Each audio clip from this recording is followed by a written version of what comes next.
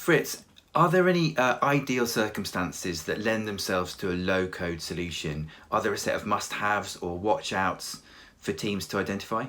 Oh, absolutely, Adrian, no doubt. Those types of ideal circumstances where low code could come into play, right?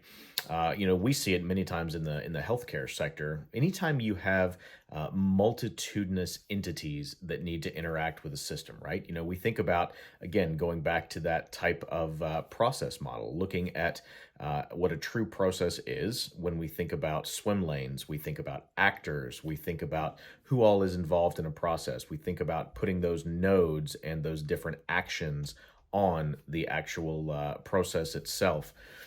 When we're going to pull all of those different entities together, and we perhaps have a development team that is, you know, outside of the business. Many times, especially in healthcare, but certainly in other verticals as well. Many times, the business and the IT segments of the organization are quite stratified, right? They are in their own silos, and by being able to bring low code to the table, we are really able to stitch together those two worlds. Like I said, we certainly don't want to, while we can enable citizen developers with a low code type mentality, being able to simply make the custom configuration of an application more easily accessible to someone who's in the business, someone who is doing that work day in and day out. We all know that they are going to be the best decider of what needs to be in or out on a particular application. It never ceases to amaze whenever we have a list of requirements, for example. And what the business sends from a requirements perspective is not always what IT hears on the other end, right?